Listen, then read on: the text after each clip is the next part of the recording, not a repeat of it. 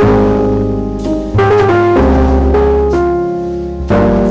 right, good afternoon. Thank you, technical.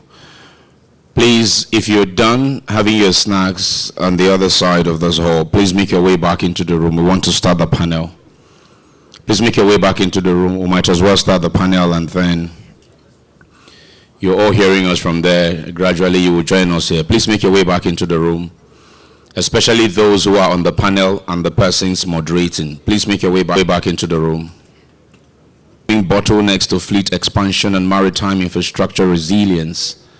That's what we are looking at. We're addressing critical weaknesses identified in the national policy, particularly inadequate locally owned ships, shipyard and dry docking limitations, capital assets and operational inefficiencies, while leveraging 40 years of private indigenous experience to strengthen local asset ownership and transform existing operations under the policy's 4-point framework.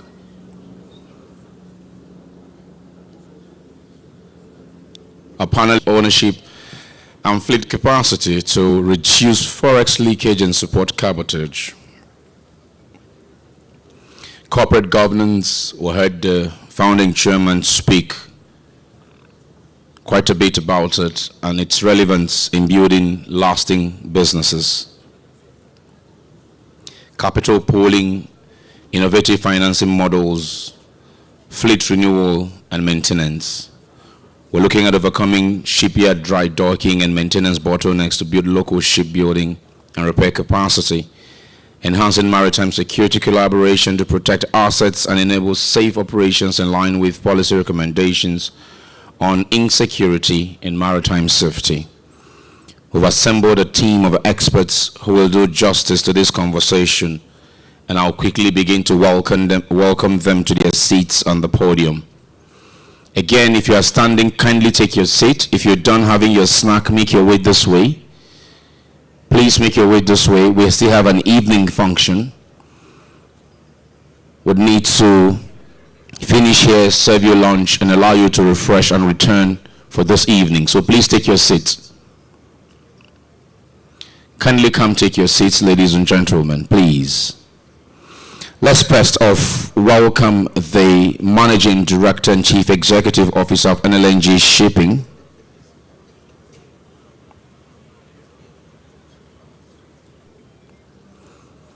Mr. Abdul Kadir K. Ahmed. As I informed us earlier, is represented by the Manager Human Resources at NSML. Let's welcome Omotayo Oluyemi. Tayo, you are welcome to your seat on the podium. A round of applause, ladies and gentlemen, please. I want you seated here, Tayo. Thank you very much. On the panel is the President, Nigeria Indigenous Ship Owners Association. Please welcome Otumba Shola Adewumi. You're welcome. So a round of applause, ladies and gentlemen. Sten Matoni Limited and President of the Maritime Security Providers Association of Nigeria. Please welcome Emmanuel Megua. Welcome, brother. That way. To his right, yeah. To his immediate right. They all join, are seated, and she is the Managing Director of Lois Marine. Let's welcome Basi Adie. Basi, you're welcome. So you please make your way up. You've been invited. Make your way up and take the seat over there. Gentlemen, I'm going to be good. Well, I want 40 years to the testament of their resilience, vision, and commitment to not only, providing services to the maritime industry, but I would like us to give another round of applause just to stars again. And earlier on, in the interview with the founder, the founder and chairman, I saw the time last year around August, we had a very, difficult situation that we were in as a company. One of the operations that was MV or SIM. I have to say that and stress it because it's one thing to own an asset, it's another thing to operate and manage it and keep it in good condition. Another thing I observed was that whilst deployed on that operation, the crew maintained bunker utilization every single day. I'm stressing it because these are practical. Are we celebration of, carrying the, leadership of discussing surrounding issues in our industry. And today, that is why, maritime sector, like gaps. We've seen indigenous participative investment in infrastructure to take on that fleet expansion, overcome those bottlenecks, and friendly finance. I'm happy that we have First Bank. And again, I want us to give First Bank a round of applause. Why I'm saying this is because I listened to the story, and if they didn't take that initiative and that decision to fund that asset, we won't be here, celebrating this milestone, I believe. So thank you very much. So going into thank you very much. So we've listened a lot on, what has driven indigenous participation. We've had that. We still have assets newer assets, better assets, advancing with technology, etc. So my question is, what do you think NISA can do, representing ship owners, right, in advancing fleet expansion, and then also done to transport our products and grow into that regional capacity? So that's two questions, I believe, in one that you can do justice to. Thank you. Thank you so much. And whoever as good as it is to go and buy a ship that will not get engagement for,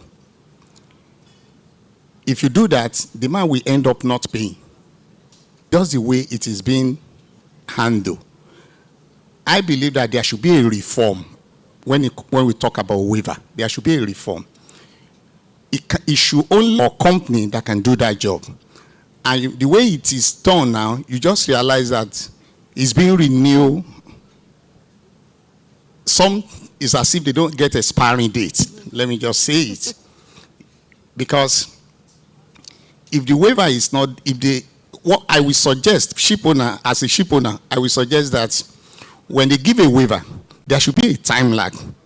Okay, you must renew this time under some conditions before the waiver can even be given. One of the conditions will be that to benefit from this technology, then the time that is expected to hand over, it should not be something that is indefinite. Because if it's indefinite, it will continue low interest rate. And you can't compare with what is operating here. I'm happy that you listened to engineer in terms of bringing in, launching CVFF, but because of the abuse of the past, they tie it to the bank. So, credit. Personally, I will have suggested a situation whereby we have a maritime bank that will take care of this thing, because most of these banks that we are talking about, they have little or no experience when it comes to the issue of use for 20 years or more if it's well maintained. So, in essence, what I'm saying is that I'm calling on the authority. Let me use the opportunity to call on the authority to look at the reform. There should be a reform.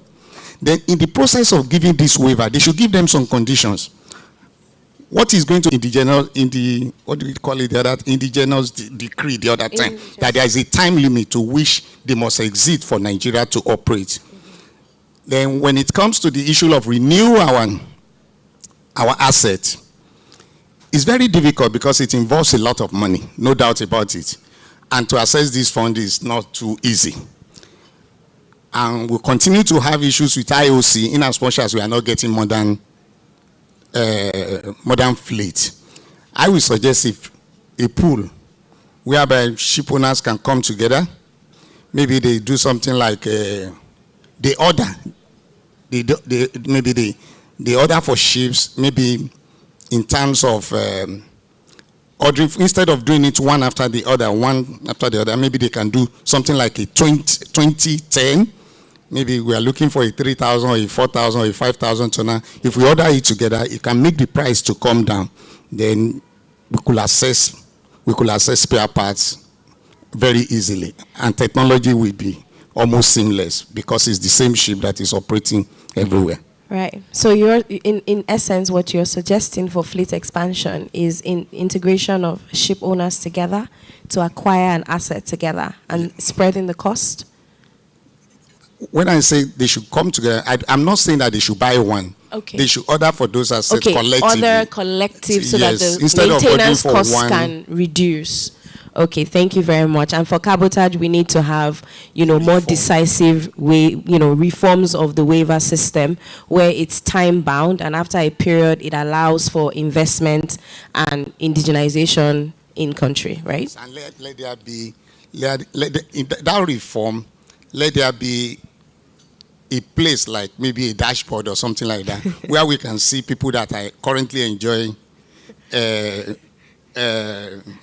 technology, yes. transparency. Yes, so transparency. we can, yes. So what you're saying in essence is that we need like a platform where we can view all, etc. Correct? Thank you. Okay, thank you.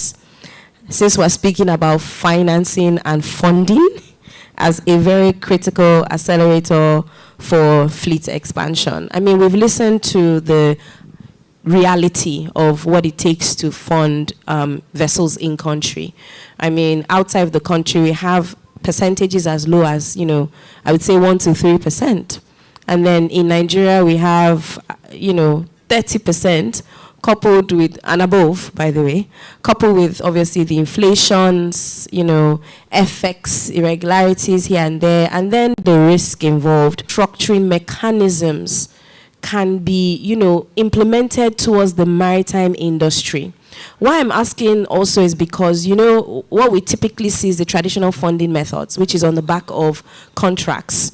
But dare I say that if, that investment was not made company because we see a resilient individual funding structure that can be tied to the growth of indigenous capacity in Nigeria and fleet expansion.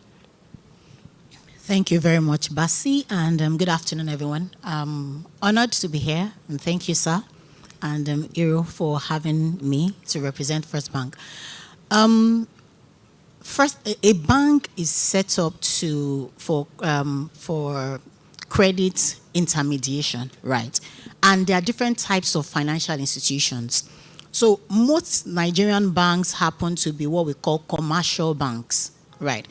And the setup of commercial banks usually is to do short-tenured, self-liquidating transactions. At times, we go long, maybe 3 years. We stretch it when it's 5 years. So just to understand the characteristics of a typical commercial bank. So to your point, what we've seen and what we try to do within the banking industry is to have what we call blended with multilateral agencies such that we significantly bring down the cost of funds, and the weighted average cost of funds becomes single digits.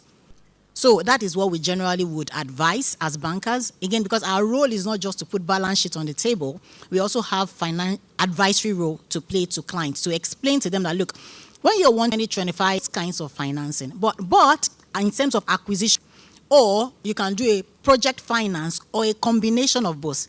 When you're doing a corporate finance, that means this is a company that already has demonstrable be into adding business. And we are seeing that based on your financials, you have free cash flows, and based on the free cash flows, you can achieve maybe XYZ debt service cover ratio. So with that, we can give you debt of additional amount without necessarily looking to the cash flows of the asset we are financing, in this case the vessel, but we are looking at the free cash flows from your other business. That's one way to do it. The second way is if we are not looking strictly at project finance, which is when you're acquiring the vessel, then what we advise is that, like I said earlier on, do a blended finance structure. I'm happy that Sir here mentioned the CVFF. The CVFF is what we call an intervention fund. It's a catalyst fund that helps, and is a fund that is made available through NIMASA, from the initiative of NIMASA, administered also by the Ministry of Transportation. The beauty of that fund is basically being run like a development fund, right? The interest rate, liquidity, and being able to fund about 70% of the value of that vessel. The commercial bank can bring up to a minimum of 15% capital for acquiring that vessel. Comes to about, in terms of loan ways, it comes to about maybe about 6.5%. And foreign currency. Again, so at the end of the day, you're able to achieve your single digit, but you can't achieve that with just relying on behalf of, speak a little bit around bank. The importance of credit is character. I say at every conference that I attend that character is to an individual what governance is to a corporate. It's important because, again, you lend almost to individuals beyond just the business. You could have, we have our checklist, you come with your feasibility study, those things, strong technical team. You have your operators, you have the technical expertise, you have even a few vessels running. But if the character of the promoter is questionable, so it's about willingness and ability to pay. Willingness is when the character of the promoter is intact and there is strong governance structure within the organization, even if the promoter wants to deviate, the governance will not allow him or her, because that is why governance is there for checks and balances. And I'm happy that Doctor mentioned it, that Nigerian businesses also need to pay the price and be ready to be subject on financing, the development capital, commercial capital. You could even go to the capital market internationally.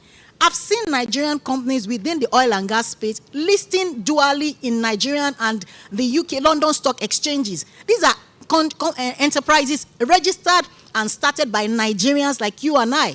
So everything is possible, and we see them able to raise capital across jurisdictions. And just to mention, Nigerian banks are actually lenient when it comes to credit criteria. Try borrowing money from BNP Paribas or Commerce Bank or any of these banks. They will ask for your great-grandfather's toes.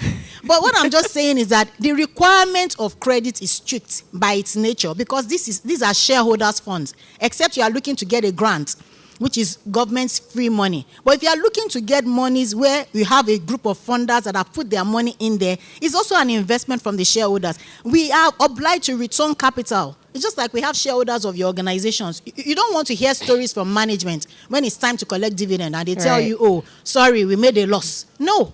So I'm just saying this, that we are set up as a bank. First Bank is 132 years old. We understand legacy, we understand indigenization, we are literally the first. And there are quite a lot of other financial institutions.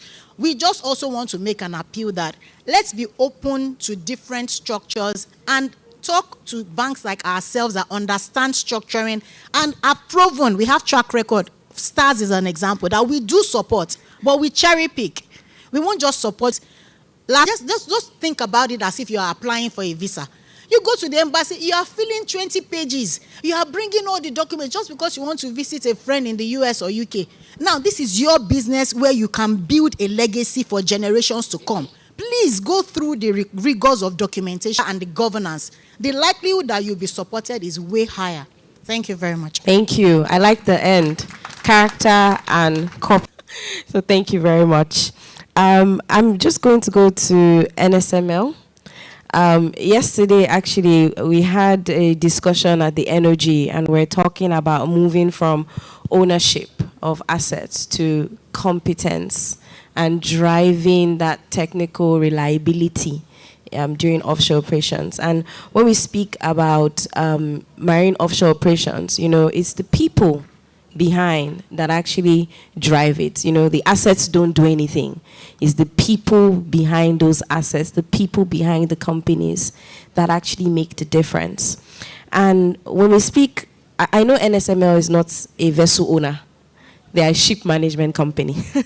Yes, and one of the things that we've been discussing, is on how can we empower the next generation of maritime professionals. We've had situations where the maritime professionals are complaining, we don't have access to opportunities. The people are saying we don't see the right people. There's still a little bit of a gap. I think we spoke about it yesterday on how we can bridge that gap. But my question is, what are the top structural technical upgrades that smaller companies can take, to meet international standards, and most importantly, to make sure that they have the right people on board operating those vessels? Can you share with us the strategy of NSML and how it has impacted, and what the younger, or I would say indigenous operators, can do on their end? All right, thank you very much. So for NSML, I think it's really around three things. One is on people, processes and systems. Those are the key things that you must put in place as a technical operator to ensure that you provide reliability to your owners and to your customers. When you talk about people, and I'll touch a bit on that, of course, having the right skills, having the right capability is very important. What we've done in NSML is over the years, we've partnered with some educational institutions. And I think as an industry, and probably every industry, we must recognize that the industry overlaps with academia. Right, the industry overlaps with those maritime educators, maritime institutions that train people, and we must look at how do we support them. So over the years, we've been supporting some of the maritime industry and maritime education providers, and we've partnered to provide some of the international training that is required. And that's in Bonny. The institute is accredited by the MCA in the UK and the Nautical Institute, and we provide some of the trainings that are internationally recognized, some of the mandatory courses. So that's a way that I think indigenous operators and the industries. I think earlier, Engineer Ogbefu talked about how you have to benchmark yourself. And he talked about knowledge, professionalism that he had. I think we must also begin to look at what are those standards that are required internationally that we must then ascribe to. What are the requirements in terms of conventions, ISO standards, all of those things that as indigenous organizations, we must begin to really benchmark ourselves with. And then when we do that, we must build those things into the processes that we work with. The processes that we have around safety, around reliability, we must strengthen them, benchmarked against those international standards. Because if you want to do business with any IOC or any of the international companies, the first things they are looking at is, what does this person have in place? What guarantees or assures that I am able to continue to get reliable service from this individual? So putting those things in place and then working with them, embedding them in your processes, and constantly benchmarking yourselves with those things, really then put you in a position where you can actually play in the international space. All right. Thank you very much. So it's system, standards, and implementation. Right. Thank you. Thank you very much. My good friend Emmanuel, good morning. At the time, and we're speaking about security, securing the Nigerian maritime domain and by extension the Gulf of Guinea. And, I remember at that time we're speaking about the premiums that were implemented on international shipping companies that were coming into Nigeria that were making things a bit expensive. Thankfully, I think in 2023, Nigeria has finally been removed from that list. And I think that's a commendation to NIMASA for the good work. I think we need to give them a round of applause. And 3 years after that, we still have security cost, as we know. And I know MASPAN plays a very integral role in that. So what, and by extension, MASPAN can be enforced on the premiums that are being implemented, because I believe some of them are still there. And then in terms of security cost, is there a way that we can harmonize so that, we can still provide the services to operators, but albeit maybe in a more, I would say, affordable state? I hope I've been able to pass those two questions properly.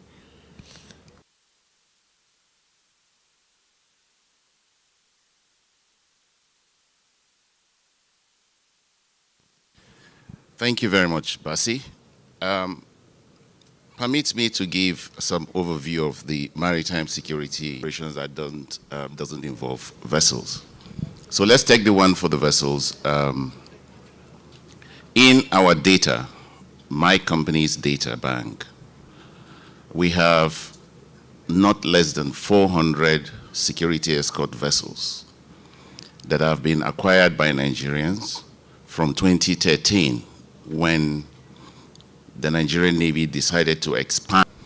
I did vessels from 2013 and some 2. You are looking at, and you take the average cost of escorts, daily escort, and assuming that these vessels are engaged up to 70%. If you run the math, I'm sorry, because we're talking securities, some of the details will not share it in public like this.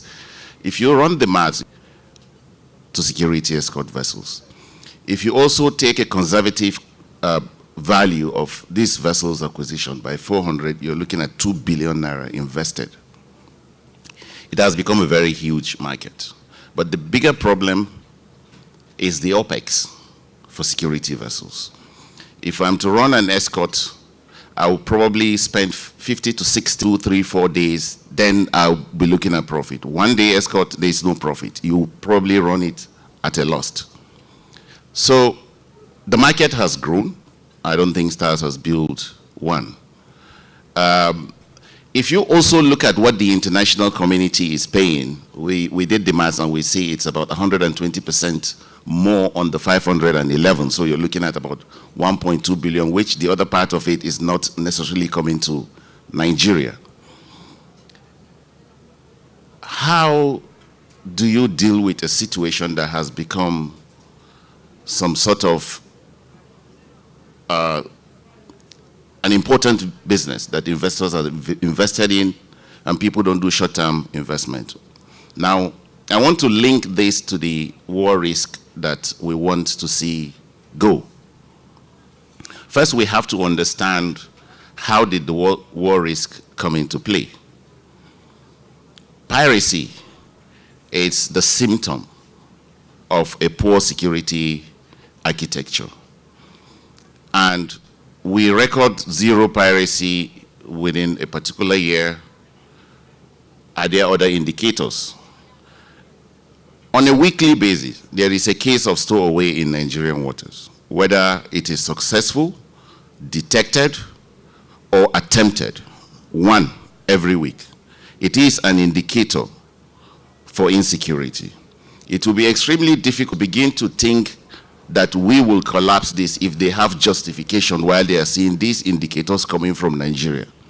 If someone will be able to assess the ship only to be found when the vessel is departing by the crew, not by our own security architecture, or if on it aspects of you want to assess, you can't just access it without a particular card. Everyone is accounted for, whether you are government or not. So we have, MASPAN has proposed security architecture, and I'm sure a lot of industry players have also proposed such security architectures, and I know the government is looking at it. But in terms of your operations, need to really tally with my operations before we can go to jealous and say, let's use one boat to consolidate. I mean, just to speak to that, I think we've been doing a lot of collaboration across board, so we do as much as we can. And thank you very much for sharing all your thoughts. I just want us to go around in very quick 20 seconds, if you can keep it, because Richmond is on my neck for time. And what I want to ask is, sitting here 10 years from now, what should we do to ensure that Nigeria has a stronger, a larger, and a more competitive and globally relevant maritime industry? Let's start. 20 seconds. All right, thank you very much. I think if I look forward 10 years from now, what do we need to do? Certainly there's a part of growing competence. I think we must invest in that space and provide them the adequate experience to also move on. I think there's also a big role for collaboration across the industry, especially from the indigenous operators, to come together and make things happen, be it in shipbuilding, be it in, competent. Thank you. Let's make it very quick and very energetic. Thank you. We have seen in Dr. Gwefo's presentation years. Yeah. I think we are going to be measured in terms of renew our vessel, in terms of well-trained seafarers. Thank you very much. These things will not come. And all these things will not come if we measure strictly on policy alone. But we should do some things that will encourage these things to take place. Thank you very much. Tori, 30 seconds. So what I would just say is that the opportunities are enormous, especially now that Nigeria, even looking just at the downstream space, is a net exporter of refined products. So opportunities to even begin to look at vessels to cover that space. And the banks are there. We're here to support. We're very active in the oil and gas industry as a whole and its value chain. Again, like I said, governance, character. Once we get the contracting right, we get the classing right, we get the contract and the counterparties also, we are more than willing and able to submit. Thank you very much. To support. Thank you. Well, what I want to see in the next 10 years is if I borrow money from the bank and I will reach my ROI after a certain number of years, and that's when I will start enjoying the investment. We have a 15-year cap, which is not good for fleet expansion. That is one thing the Jones Act, which we borrowed, did. It offers ship owners that protection in the US that as long as the Coast Guard certified that vessel safe and you're operating under the OKIM's regulations, your standard for ISM is good, the vessel is okay to perform, like you said, you saw the vessel after certain years, then nothing should stop that vessel from getting engaged. You can't put that in the US. Let's begin to have that conversation. Thank you. Thank you very much. And thank you very much to my distinguished panelists. Just to close one, I'm just going to make the industry and make decisive and actionable policies that can actually drive change. And I believe to our colleagues here, industry leaders, etc., like Toyin said, let's not shy away from corporate governance, competence, and training, which is a very, very big one. And to our financiers, Toyin, I'm looking at you. And I'm looking at you, sir, Mr. DG, sir. I'm also looking at you because she put it together. But let's also create blended financing systems that allow our indigenous operators to access. Thank you. Is finance ever friendly? Anyway, just hold on 1 second. GC, please, if you can come present the plaques to them, and then I will invite the others to join for photo. But for now, GC, please come. Give him a round of applause again one more time. Who are you giving me first? Go ahead. Let's have that. Give me, don't worry, bring it, just give it to me. All right, this is for our moderator. Thank you for doing a fine job.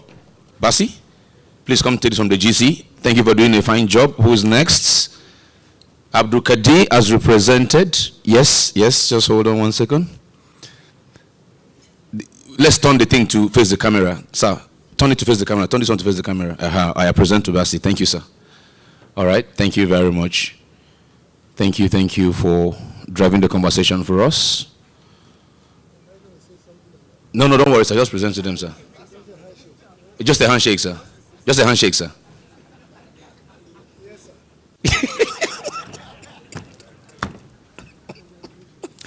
Thank you very much, sir.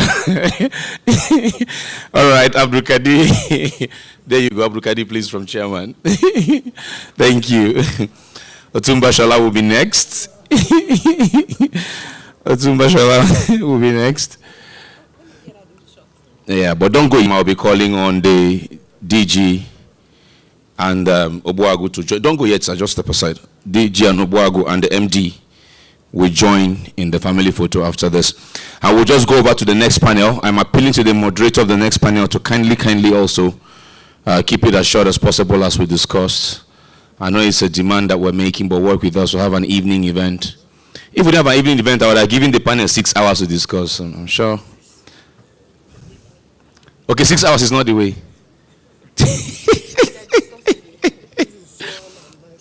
Yes, Swan and Nicer together. Very correct. Very correct. A round of applause, ladies and gentlemen. Swan and Nicer together. Very correct. Thank you very much. Thank you, sir. Okay, Tony, please step forward. Thank you very much.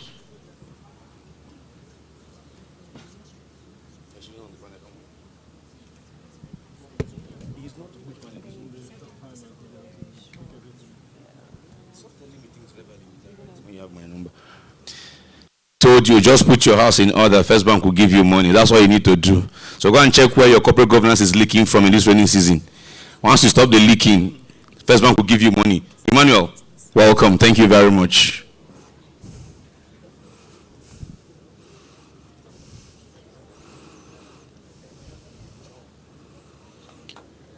While we're doing this, let me acknowledge the presence of Dr. Kevin Okonna, the acting rector. There you go. Please give me a round of applause. Thank you very much. I told you, you're in. Good to see you. Lovely to see you. We have the shot. Please, DG, sir. Obuagu, MD. Please come. Please come. Please, Madam V, please join them as well. Please join them for the family photo. You have that. Our panelists, please approach the central area. Please approach the central area. Please approach the central area. So give our panel one more round of applause, ladies and gentlemen. Thank you all very much. We're going over now to the next panel. Our moderator is here. So are our panelists, and that's the very last panel, the evening. It's this evening to entertain you. You don't want to miss that. You don't want to miss that for any reason. You've got to come out and party with us. We have where my stage hands. I think I will be needing one more chair for this next panel, guys. I need one more chair for this panel. I need one more chair for this panel.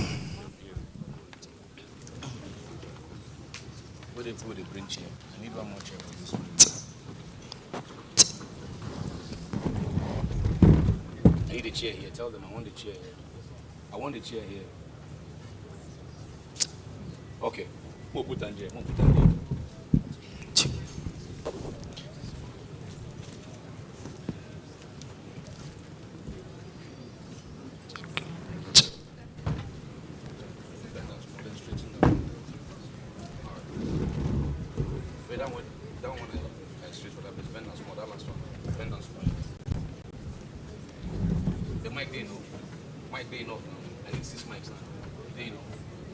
All right, thank you very much. Let's get into the business. First off, let me welcome our first panelist, Acting Director, Planning, Research and Statistics of NCDMB, Mr. Silas Omomehia. Jimmy J is on our panel. A round of applause, please, as he takes his seat. Thank you very much. Joining him is Director, Reform Coordination and Strategic Management. And here, sir, here, sir. Thank you. Sorry. Thank you. Director, Reform Coordination and Strategic Management and Blue Economy at NIMASA. She's sitting in our Oga on this panel, Mrs. Nneka Obianyo. You are welcome, ma'am. Please take your seat. Thank you very much. On the panel is Acting Director, Regulatory Services, representing the ES of Shippers Council, Nigerian Shippers Council. Please welcome Miss Adora Wonu. You are welcome, ma'am. Joining them is Secretary General Maritime Organization of West and Central Africa. Welcome, Dr. Paul Adaliku. Doctor, you are welcome. Just next to her, ma. Just next to her. There you go. Just next to her. And Augustus next to you. Thank you, sir. Joining them is Director of Office of the Permanent Secretary, representing Dr. Taiwo Oyedele, the Minister of Finance from the Federal Ministry of Finance, Malam Dalhat MK. Malam Dalhat, you are welcome to your seat on the podium. Just the last one over there. Thank you very much. To ask the questions is the Director General, Nigerian Chamber of Shipping. As our moderator, we welcome Vivian Chimezie Azubike.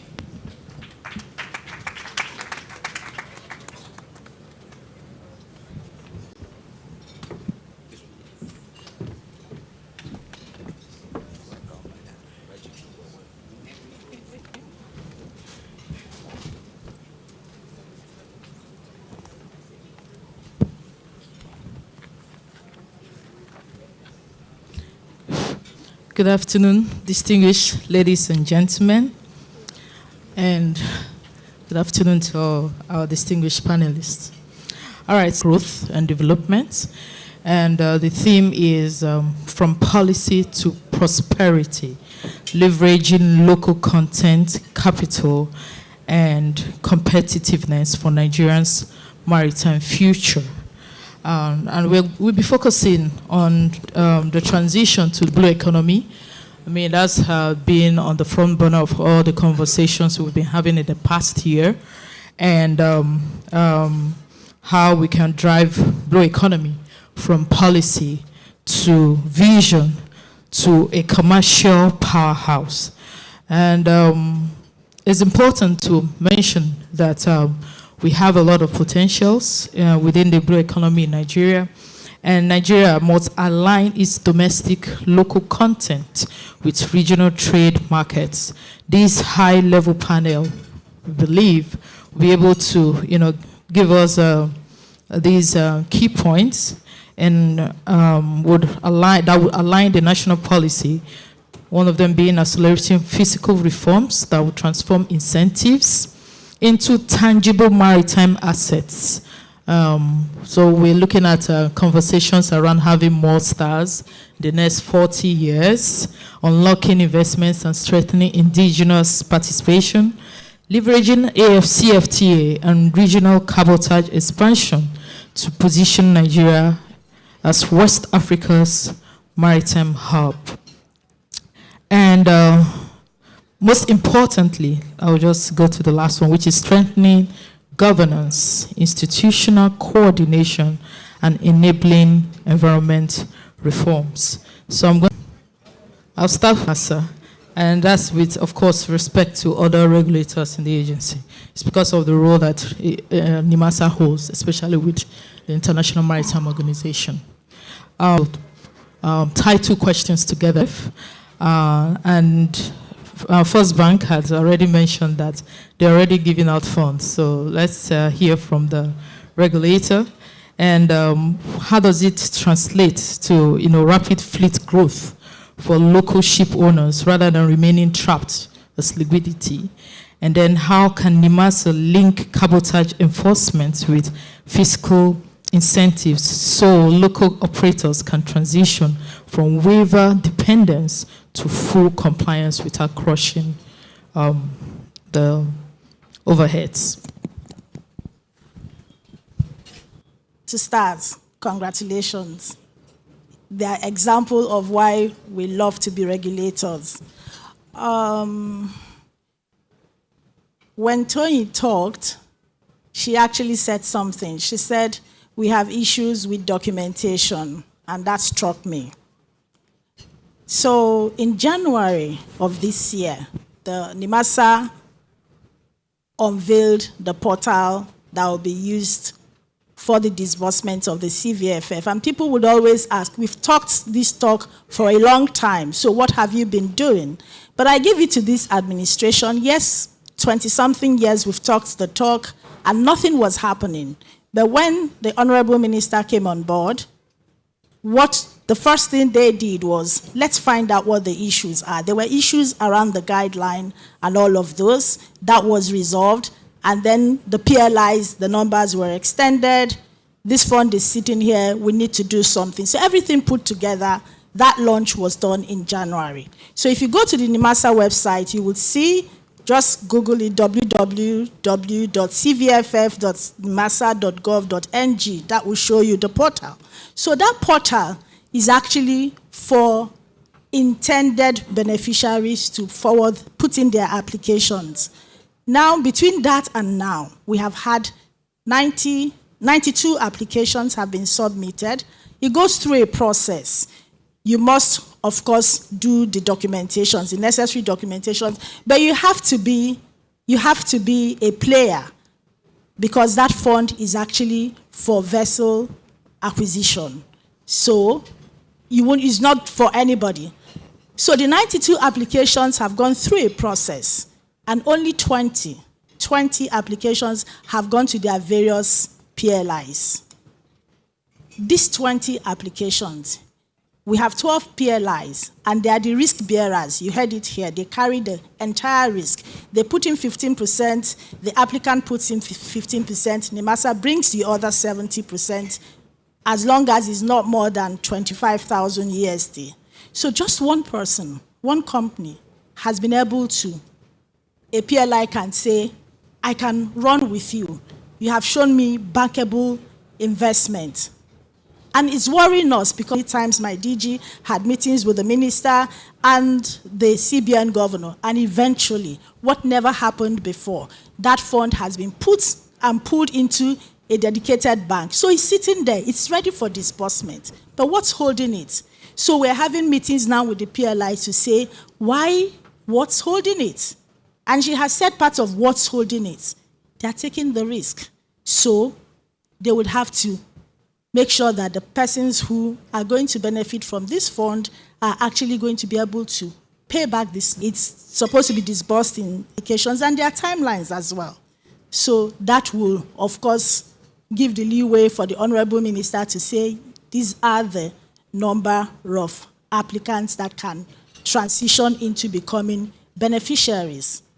And that is what we're all looking forward to. And that is what is going to untie for us the issues we're having with low participation of Nigerians in the domestic trade, which is actually why that fund was set up in the first place. So that fund is the fiscal policy that we have brought up and said, it's your money, but we want you to put it to judicious use. We want you to acquire vessels with it. But we also know that for cabotage to operate, it relies on four legs. And the critical issue, which STARS is also trying to address, is the issue of ensuring that those vessels are docked and repaired in Nigeria. But there's a clause that says if it cannot be done, the waiver will be there. But again, we're supporting STARS and listening to them and seeing how eventually the entire four legs will work out. So Thank you that's very it. much, Ms. Sobianyo. Also, you're also having conversations with the PLIs to ensure that the funds are disbursed. So we keep hope alive. I'm very sure that we're on the right trajectory, and we appreciate what NIMASA is actually doing with regards to that. Can we applaud NIMASA? I see our DG is here and he's listening to our conversation. So can we please applaud NIMASA for the efforts they're making? And and I dare say that because I know that my sister Hero is also on the board, and I know that there's a lot that she's also doing. Miss Adora Nwonu. Miss Nwonu, despite the existing regulatory interventions, right? We still have some challenges around complaints from cargo owners about hidden and duplicated charges. What specific sanctions or compliance measures are now in place to deter terminal operators, shipping companies, and other service providers from imposing unauthorized fees?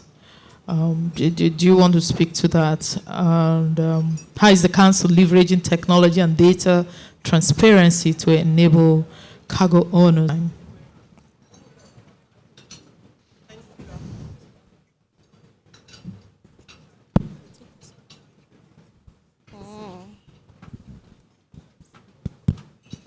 Thanks. Thank you, Madam Moderator. And I'd like to say good afternoon to you all, and huge congratulations to STARS. So, to your question, the topic really aligns completely with what we have been doing, the reality of what we have been doing for a while. Going by the provisions of our Act, that's our Act 133 of 2004, and then down to the Port Regulations Order of 2015, and then of course the draft bill, which we hopefully will soon become an Act of Parliament. So these are all tools that speak to what we expect to happen to sanitize further, bring more sanity to the environment, to the business environment. So when it has to do with port and charges, there are different steps we have taken. First of all, we harmonized, we published the guidelines. So now you see with tariff, charges, levies, there has to be transparency. And so that's part of the challenge. There has to be transparency. And there has to be clarity. And fees and charges must be commensurate with focus to ensure that even it has agreements that Nigeria is signatory to, for example, the WTO TFA, which also stipulates that charges and fees must be commensurate with services. So having that in mind, we first of all do that now biennially. It's there. It's even on our website. So now, no service provider can introduce any charge without coming to Nigerian Shippers Council for authorization. You dare not do that. I think we can applaud to that. Thank you. Thank you. It was not the case before. Take the steps. One, to pub of the tariff headings. So, for example, some service providers had up to 18 nomenclature tariff headings, about 18, like the terminal. Some of them had, even things like container cleaning charge. And we said, no, not every container needs cleaning. So therefore, we need to look at it again. So we took those, they were quite detailed steps, and it sounds easy now, but of course you all know the environment we operate. We know the shipping industry, what it's like. So it wasn't that easy, but it was something we're determined to do, because it was a lot of capital flight going on, and it was also a disincentive to doing business here. So we did that and reduced those tariff headings from about 18 to 6. So now, it's easy at a glance, you know what you're expected to pay for. But before, it was so bogus. So We did that. And then, after then, we had to also use our monitoring mechanisms. So we also monitor, because when you put out these things, you also need to monitor compliance. So we monitor, and proactive monitoring, because we also needed to be proactive so we can pick up on some of these issues early enough before it causes more distortions to, the import process. Engaging with them, making sure that what they submit to us is the same thing reflected in their own books. So we do that periodically. Meet with them, sit with them, and every shipping company that operates here in Nigeria, cargo, sends those, information criteria to that platform. Discrepancies are picked up early, they are corrected. We monitor. Of course, we don't want to be that regulator with a big whip. We don't want to do that. But we also are not shy to, apply sanctions where necessary. We are not. Oftentimes, we're a bit constrained or restrained because of the attendant spiral effect it could have on the rest of the chain. You know what that means? When you shut down one shipping company, you know what that means. Customers pay for it. Oftentimes, it's the customers that bear the burden at the end of the day. So we're a bit restrained. So we take certain steps, issue first order, second order, before, the last one, which goes with a sanction, is shut down, temporarily though. So that has actually helped. It has helped a lot in cleaning out the process and making it more transparent. Because we also understand that for us to be competitive, we have to be transparent. And there also has to be a bit more, it has to be predictable. There should be more in our business environment. A shipper should know how much it will cost to land a cargo to a Papa port. It shouldn't be, something mysterious or some sort of, it shouldn't be. So we had to do that, and that has worked.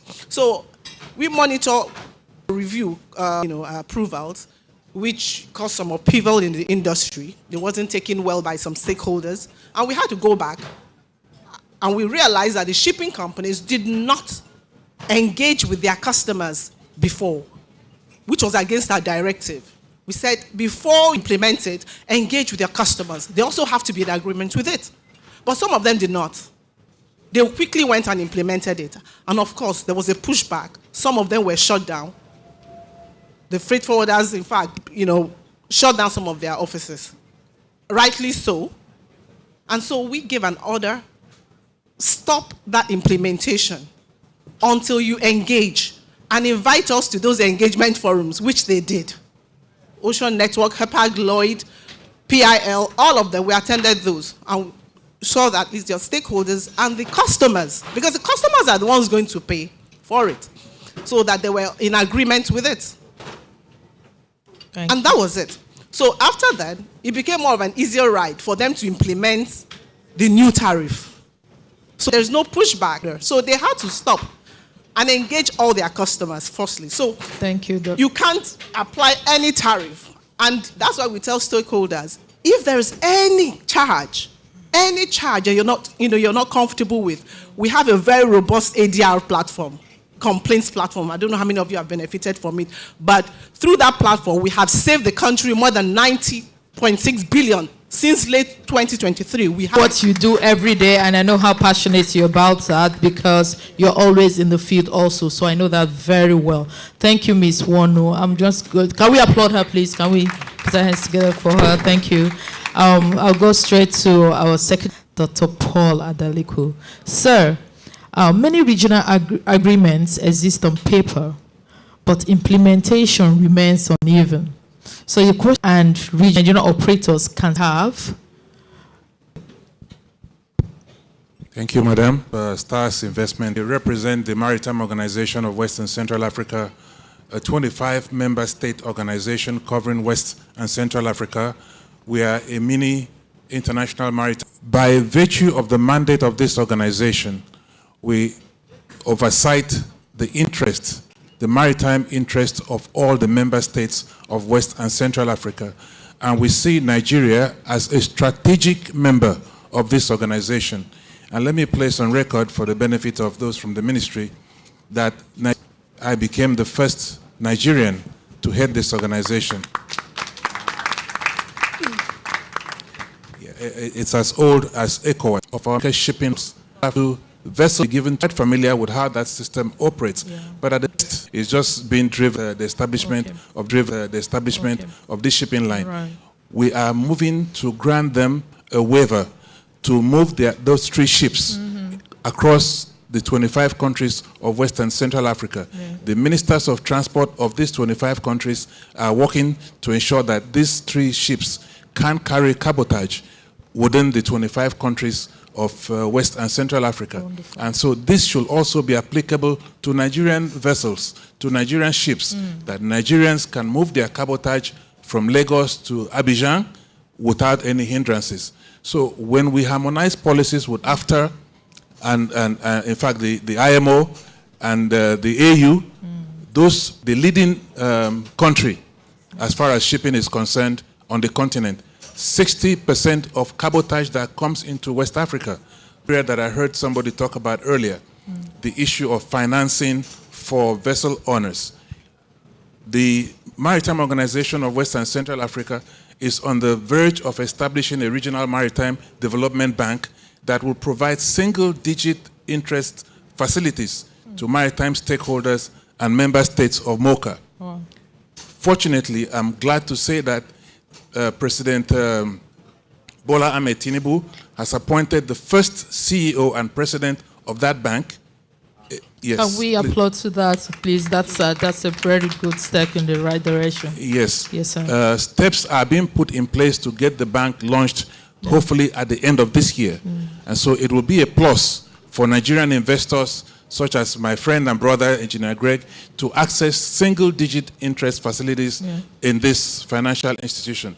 That will help to address the gap of vessel financing on in the country. Thank you very much, sir. I mean, it feels so good to hear this coming from you and for you to be speaking to these very important key drivers of national economy. And I don't know, the Nigerian in me is a bit biased, and I was always going to get off my chair and celebrate if that was going to be a Nigerian conglomerate, Nigerian shipping company. But I know we have some in the pipeline, and it's coming up soon. And I'm happy to know that you're supporting, because one of the challenges that that we have, some of the things we've discussed in the past, at stakeholders meetings, where are the cargo?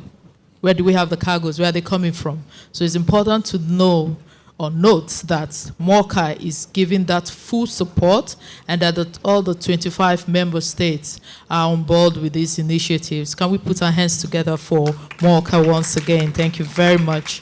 Okay, so I'm going to come to Mr. Silas. Mr. Silas, one of the biggest constraints facing indigenous maritime operators today isn't necessarily access to talent or even ambition.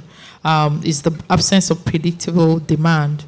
And financial institutions are often reluctant to finance vessel acquisition or fleet expansion when revenues depend on short-term, tie its intervention funds to long-term charter contracts, so local operators can build bankable balance sheets instead of surviving on sporadic jobs.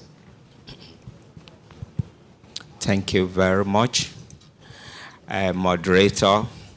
Once again, I congratulate STARS for this landmark achievement. Not stop with your 40th anniversary, the maritime industry. Thank you very much for bringing it up. Now, the Nigerian industry developed, it is possible to encourage companies that can be globally competitive in the maritime industry.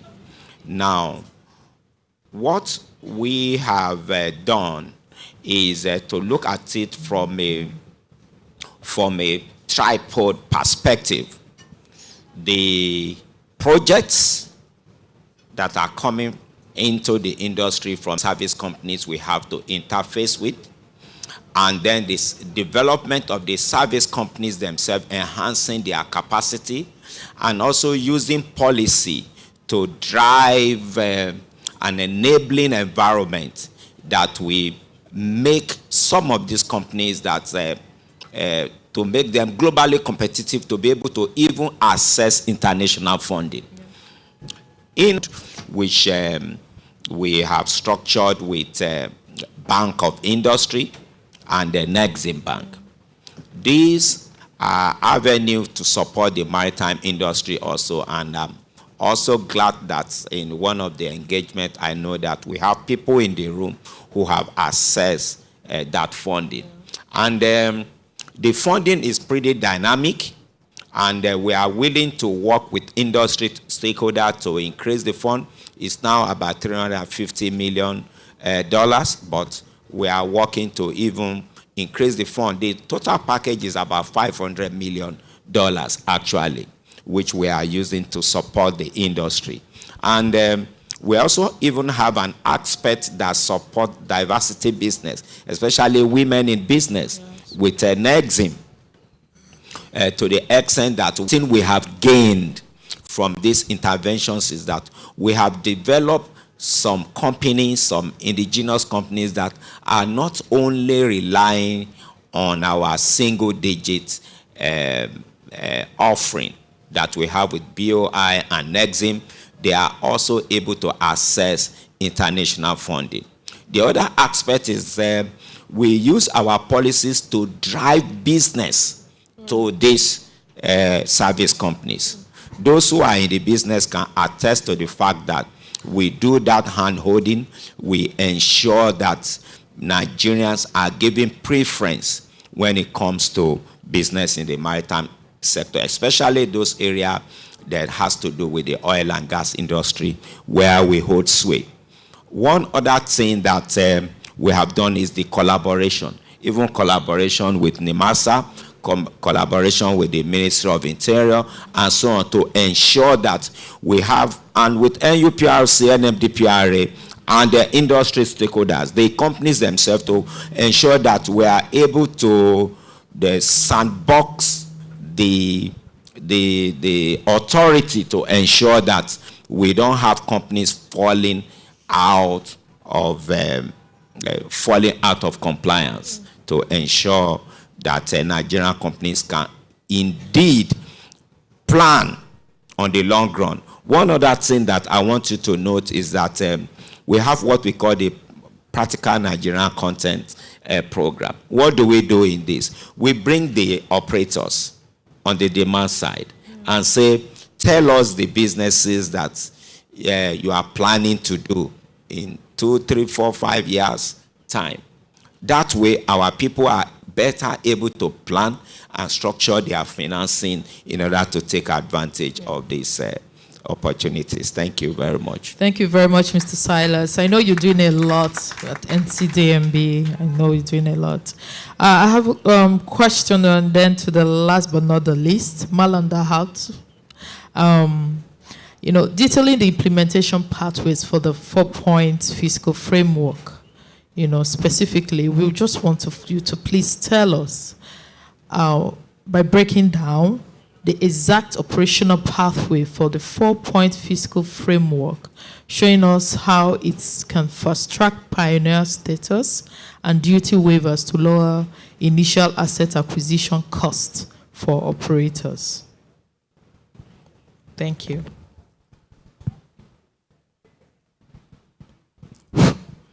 Thank you very much, my moderator.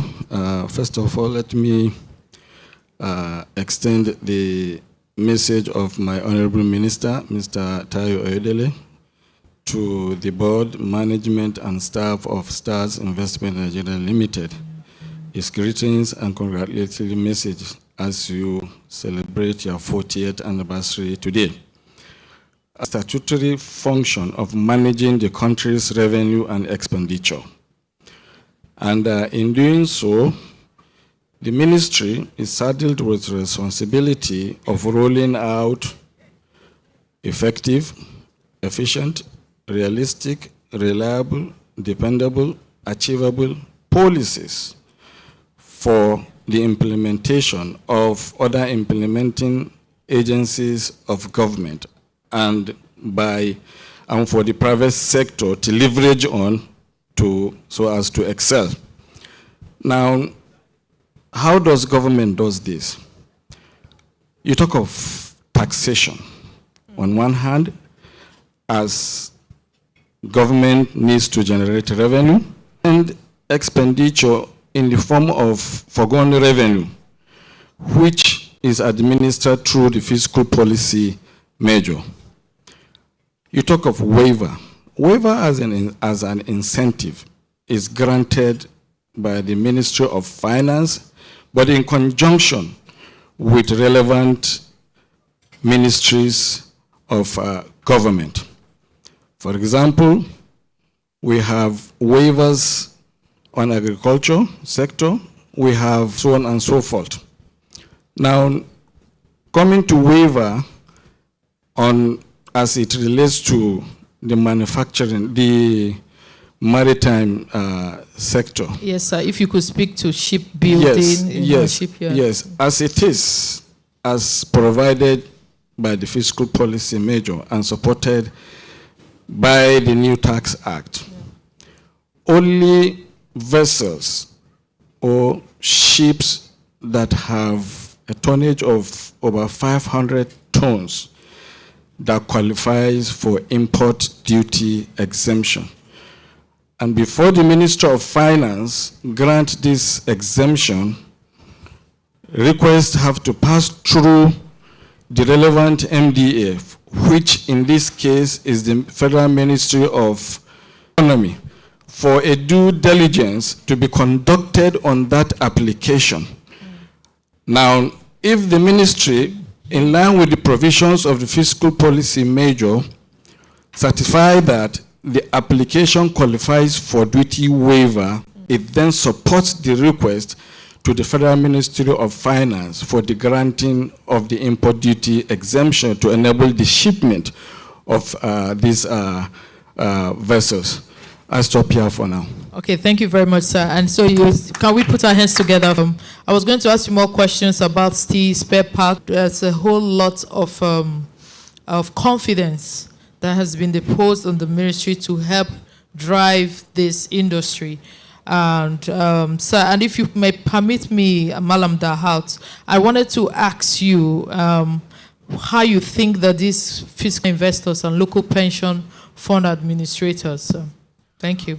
Once again, thank you very much. The Ministry, Federal Ministry of Marine and Blue Economy, in conjunction with other implementing agencies under the ministry, are responsible for this.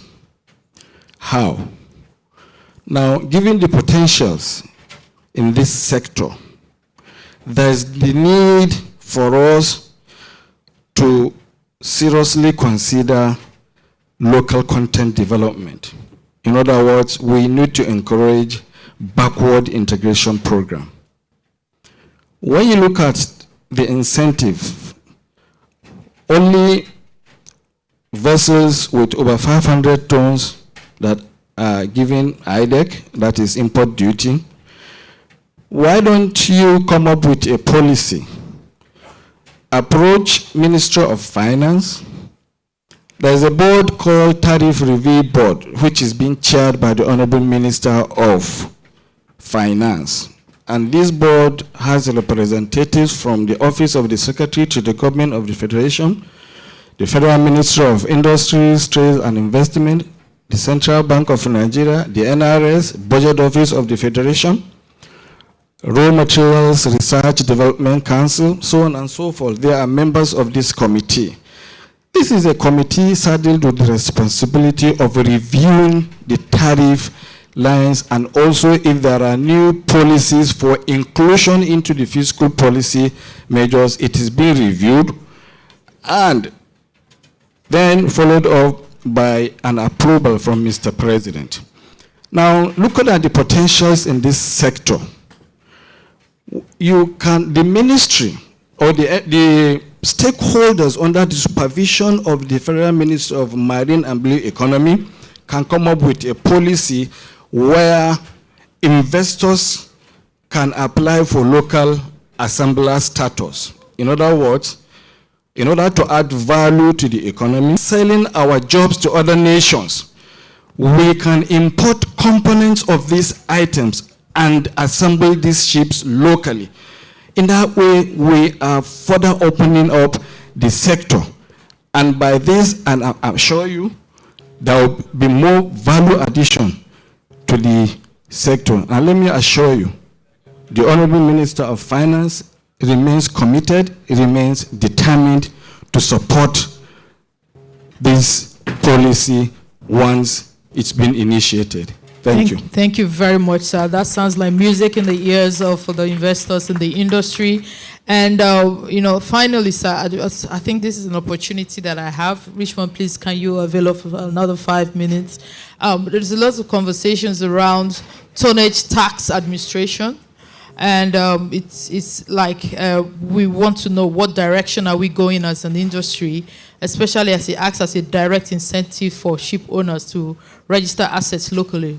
I like your perspective about building local content. We have been doing that over the years, and thank God that we have this, and we are lucky to have you on our platform, sir. And so we want to seize this advantage and leverage on this relationship. So we're happy to hear that we have a board, a tax relief, a platform where we can have these conversations. And I would be happy if you can extend the invitation to can have these conversations simply as a direct incentive, also the and all that. So we want to know, please, sir, what will be the final question? That will be the final question. Thank you, moderator.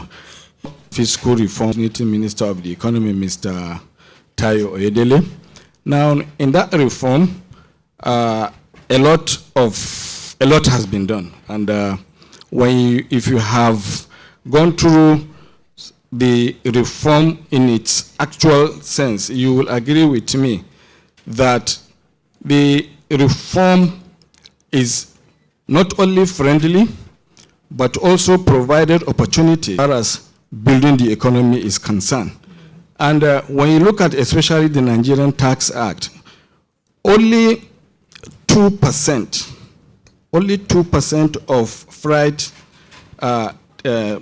tax is collected as tax from, a minimum of 2% freight tax is collected from the owners, whereas resident ship owners, company income tax is being collected annually.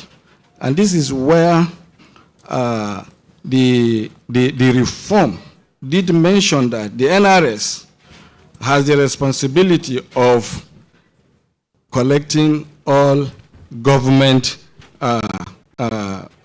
revenue, even though I do know that there are other MDAs that the Act has given them mandate to do that, but by the provisions of the new tax law, the NRS has the mandate to collect all revenue. To be a synergy, a teamwork between and among all collaborating agencies of government. Like, for example, necessary license has not been issued.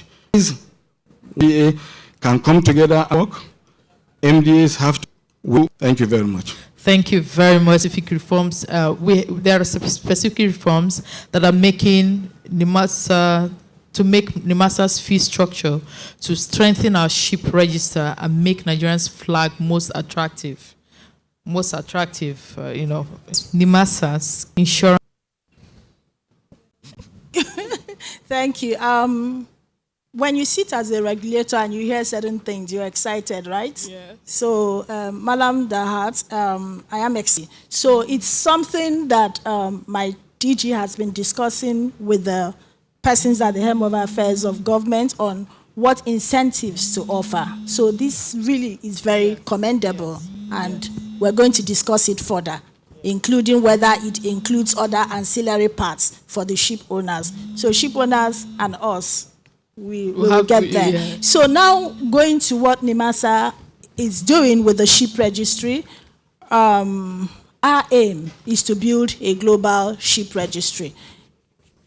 It's part of the aspirations that are in the Marine and Blue Economy policy. Yeah. That policy, of course, was unveiled last year. The implementation framework is all glaring. And here we said our government, last week, we had the normal Quadra Ministry of. We realized that part of building the integrity of the ship registry is actually automation. Yeah. It appears like his processes promise, particularly with this kind of incentive we're getting today, we will begin to have ocean-going vessels. Yes. So now, beyond the ship registry, going to maritime security issues, it was also but something for the facility code. Call it clear. Or consider, he said 3 times he crossed his path with the minister. Yeah. So in another few weeks, who knows, my DG will go and resolve. Thank you very much, Madam Obianyo. Thank you. This is quite impressive. No time. No questions, I'm sorry. No, we've not taken No any more questions. questions, I'm sorry. I'm really sorry. Okay. No more questions. All Thank right. you. Okay. I'll tell your wife. All right. Policy. Distinguished panelists, Malanda House, thank you so very much, sir. Please extend our goodwill to the Honorable Minister.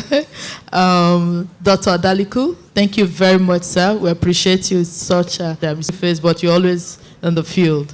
And I appreciate you. Thank you so very much, panelists.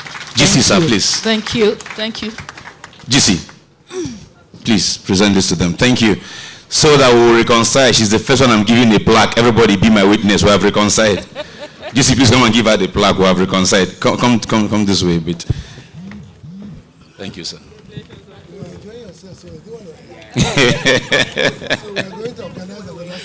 Yes, sir. Okay. Chief was Nimasa, Mrs. Obianyo. One round of applause. Yes. DG and CEO and Madam V, you are going to come back to join them after the... Oh, sorry, sir. I'm sorry, sir. I'm sorry, sir. I'm sorry, sir. Who am I to stand in front of my GC? Eh? Who am I? There you go, sir. I won't take long. I've known that. Miss Wonu. Vivian was spot on speaking about you. The amount of work you put into what you do and the passion that drives you to do it. Thank you. Here you go, sir.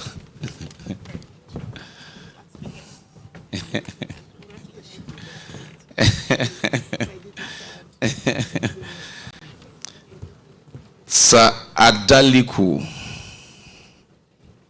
thank you for making the sacrifice to join us and sharing with us the success of MOCA. Thank you. So there's a communique that would come from this and our MPA MD rep. You can join after it will be accessed on www.stars-group.com. Stars as spelt -group.com. Please come now for the photo. Come for the photo. Come for the photo. Come for the photo, all 5 of you. Finance and accounts of Stars Investment Company Limited. To come, that's Mr. Nii Adey. Get ready for your Deputy Managing Director of the ceremony. And once we do, I will make an appeal. Lunch will be ready, but however, for lunch, we'll remain seated. I will have these lovely ladies to guide us row by row to proceed for lunch, beginning from the first row. Fantastic job creating 3 different halls in this hall for this event. So you will remain seated. They will just go row by row so that you are not standing for too long and the place is not crammed, right? You allow the people on the round of applause. And working with us, we have we're working on a tight schedule. Any afternoon to be standing in your presence this afternoon. Before we start with SICL, which we call Stars Investment Company Limited, I want to start by appreciating the executive governor of that. Thank Dr. Dayo. Never see your name. I don't know why. Also to recognize and thank warmly the Honorable Minister for Trade and Investment and the person of Dr. Jumoke, Minister for honoring us with our of NS Nwampa for joining. I've made our time or to sell us our conversations. I know that there are meaningful takeaways that we've all had during this symposium. Also, board members of all our sister companies and staff members of our sister companies, Eagle Watch, Divers Auto Care, Stars Marine, Stars Gas, and all our sister companies. We just want to say thank you. And also to my colleagues, that is seated in this hall this morning, that have not been asked to celebrate. Thank you.